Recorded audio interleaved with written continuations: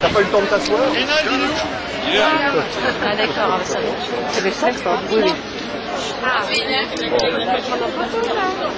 oui. Comme vous le voyez, la délégation a été promptement reçue dans un hall, un couloir, par une collaboratrice proche de M. Nambrini, directeur général de l'enseignement scolaire, proche collaborateur du ministre Darcos. Notre délégation était composée de 3 EVS, une AVS, une représentante du SNUIPP de Paris et moi-même comme représentant de la Fédération EFO de l'enseignement. Nous n'avons dit que quelques mots. Nous avons déposé plus de 20 000 signatures d'EVS, d'AVS, d'enseignants titulaires qui tous, sur une pétition nationale à l'initiative de l'intersyndicale, exigent que pas un contractuel ne se retrouve au chômage à la fin juin, exigent pour tous le recrutement au statut dans l'éducation nationale et une authentique formation professionnelle. Nous avons déposé ces dizaines de milliers de pétitions et de signatures. Nous avons indiqué que nous aurions préféré être reçus dans d'autres conditions et pouvoir défendre la revendication. Il nous a été répondu que nos interlocuteurs n'avaient su que dans les dernières heures qu'ils devaient nous recevoir.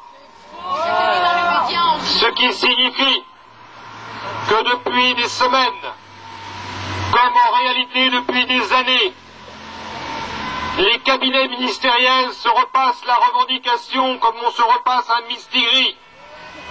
Comme si, en cachant le mistigris, on cachait la revendication. Comme s'il faudrait désormais accepter la réponse faite ce matin à la préfecture du Pas-de-Calais, à nos camarades qui exigeaient la même revendication et déposaient les pétitions. On leur a répondu. Mais enfin, il faut pratiquer le turnover. Il faut maintenant que vous laissiez la place à de nouveaux précaires qui vont vous remplacer. Honte! Honte à ceux qui aujourd'hui, au moment où par dizaines de milliers, par centaines de milliers, dans toutes les branches professionnelles, des salariés perdent leur emploi, au moment où en septembre prochain, et ils le savent tous, par dizaines de milliers, des jeunes vont venir grossir les rangs des chômeurs. Honte à ceux qui osent répondre aujourd'hui qu'il faudrait pratiquer le turnover de la misère et du chômage. Alors, nos revendications demeurent. Aucun contractuel au chômage. Renouvellement de tous les contrats.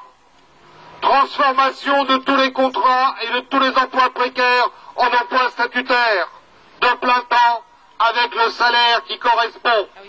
Ces revendications, il n'est au pouvoir de personne de les dissimuler sous une cage d'escalier dans un hall d'immeuble.